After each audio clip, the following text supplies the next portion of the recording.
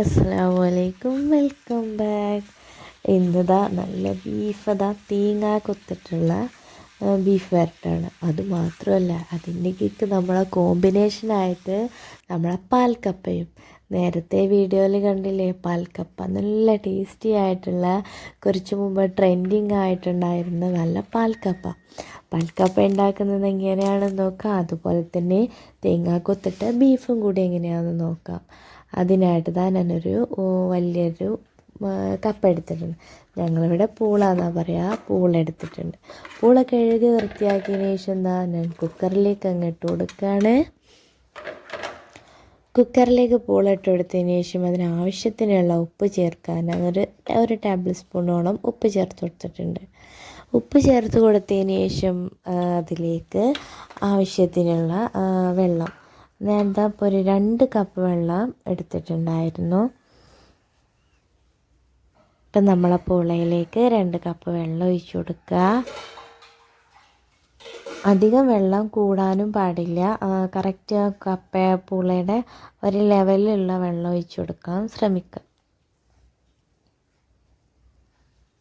ഇപ്പം ഞാൻ ഒരു 2 കപ്പ്, 1 കപ്പ് മെഷറിങ് കപ്പാണിത്, അതിന് 2 കപ്പ് വെള്ളമാണ് ഒഴിച്ചു കൊടുത്തത്. ആവശ്യത്തിനുള്ള ഉപ്പും ചേർത്ത് അടച്ച് നമ്മൾ കുക്കർ ഒരു 3 വിസിൽ വരുന്നവരെ ഒന്ന് വെയിറ്റ് ചെയ്യണം. അപ്പോഴേക്കും ഒരു 2 പച്ചമുളക്, ചെറിയൊരു പീസ് ഇഞ്ചി, ഒരു 3 ചെറിയ ഉള്ളി, ഇത്രയും മിക്സി ജാറിൽ നന്നായിട്ട് ഉള്ളിയൊക്കെ തൊലി കളഞ്ഞെടുക്കുക കേട്ടോ. എന്നിട്ട് നന്നായിട്ട് ഒന്ന് ചതച്ചെടുക്കണം. ഇത്രയും ചതച്ചെടുത്തതിന് ശേഷം നമുക്ക് നമ്മളെ പൂളയില്ലേ അതൊന്ന് വേവാൻ വേണ്ടി വെയിറ്റ് ചെയ്യാം. അപ്പോഴേക്കും ഒരു 1/2 കിലോയോളം ബീഫ് എടുത്തിട്ടുണ്ട്, കഴുകി വൃത്തിയാക്കി എടുത്തിട്ടുണ്ട്. അത് നമുക്കൊരു കുക്കറിലേക്ക് ഇട്ട് കൊടുക്കാം.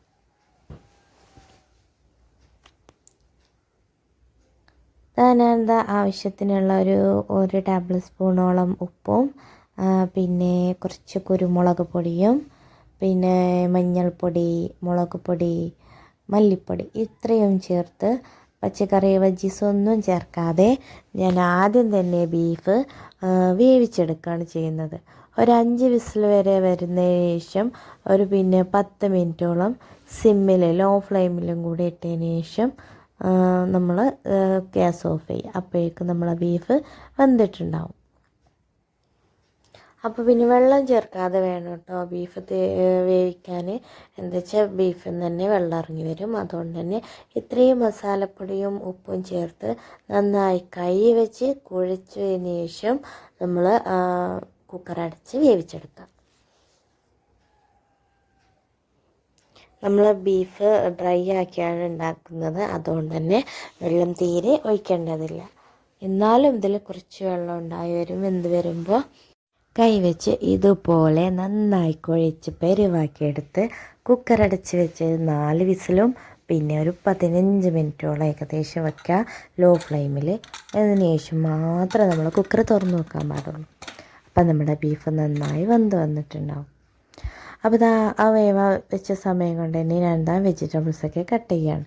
ഞാൻ 1/2 കിലോയുടെ ബീഫ് എടുത്തിട്ടുള്ളൂ. അതുകൊണ്ട് തന്നെ എൻ്റെ ഒരു വലിയ തക്കാളി, ഒരു വലിയ ഉള്ളി, ഒരു പച്ചമുളക് ഇത്രയും ചെറുതാക്കി കട്ടാക്കി എടുക്കാം.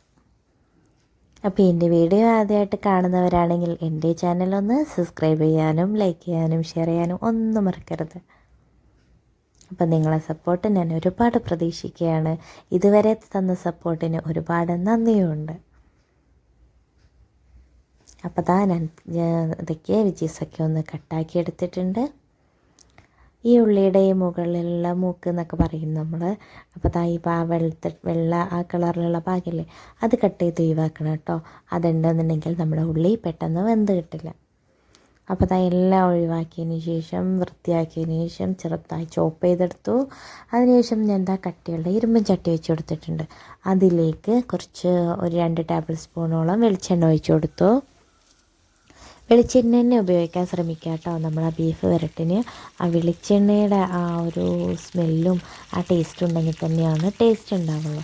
അപ്പോൾ നമ്മൾ കറിവേപ്പില ഇട്ട് കൊടുത്തു. നന്നായി പൊട്ടി നല്ല സൗണ്ട് വരുമ്പോൾ നമ്മളിതിലേക്ക് വെല്ലുള്ളിയും തക്കാളിയും ഒക്കെ അരിഞ്ഞ് വെച്ചിട്ടുള്ള ഇതെല്ലാം കൂടി ഇട്ട് കൊടുക്കാം. അതിനുശേഷം കുറച്ച് കുറച്ച് ഉപ്പിട്ട് കൊടുത്ത് അടച്ച് വെച്ചൊന്ന് വേവിച്ചെടുക്കാം. അപ്പോൾ ഇത് നന്നായിട്ട് തന്നെ വല്യുള്ളിയും തക്കാളിയൊക്കെ ഒന്ന് വാടിക്കിട്ടണം കേട്ടോ. അതുവരെ തന്നെ വെയിറ്റ് ചെയ്യണേ. അതിനുശേഷം ഇഞ്ചി വെളുത്തുള്ളി പേസ്റ്റ് ഒക്കെ ഒന്ന് ചേർത്ത് കൊടുക്കുക. എല്ലാം ചേർത്ത് വാടി വരുമ്പോൾ നമ്മൾ ബീഫും കൂടി ഇതിലേക്ക് ഇട്ട് കൊടുക്കുക.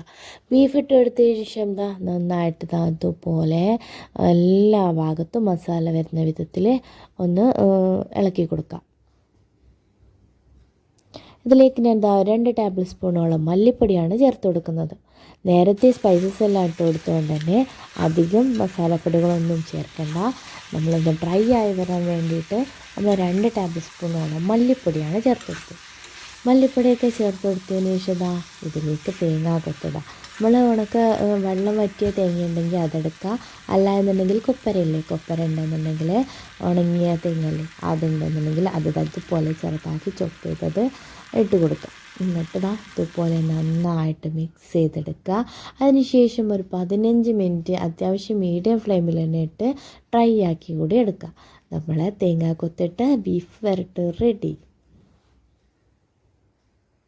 ഇതൊക്കെ അതങ്ങ് മാറ്റി വെച്ച് കൊടുക്കുക. അതിനുശേഷം നേരത്തെ നമ്മൾ പൂള വെച്ചിട്ടില്ലായിരുന്നു കപ്പ, അത് വന്നിട്ടുണ്ട്. കുക്കർ തുറന്ന് നോക്കുമ്പോൾ നന്നായിട്ട് വെന്ത് പരുവായിട്ടുണ്ട് കേട്ടോ. അപ്പോൾ നമ്മൾ അതിൻ്റെ ഇടയ്ക്ക് ഞാൻ ഒരു അരമുറി തേങ്ങയോളം അരച്ച് തേങ്ങാപ്പാൽ റെഡിയാക്കി, കട്ടിയുള്ള തേങ്ങാപ്പാൽ റെഡിയാക്കി എടുത്തിട്ടുണ്ടായിരുന്നു. ആ കട്ടിയുള്ള തേങ്ങാപ്പാൽ ഇതിലേക്ക് മുഴുവനായിട്ട് തന്നെ ഒഴിച്ചു കൊടുക്കുക. ഏകദേശം ഒരു 2 കപ്പ് ഉണ്ടാവും കേട്ടോ. നല്ല കട്ടിയുള്ള തേങ്ങാപ്പാൽ നമ്മളെ പൂളയിലേക്ക് ഒഴിച്ചു കൊടുക്കുക. അതിനുശേഷം ഞാൻ നേരത്തെ നമ്മൾ ചതച്ച് വെച്ചിട്ടില്ലായിരുന്നു പച്ചമുളകും ചെറിയ ഉള്ളിയും ഇഞ്ചി കൂടി, അതും കൂടി ഒന്ന് ഇതിലേക്ക് ചേർത്ത് കൊടുക്കുക.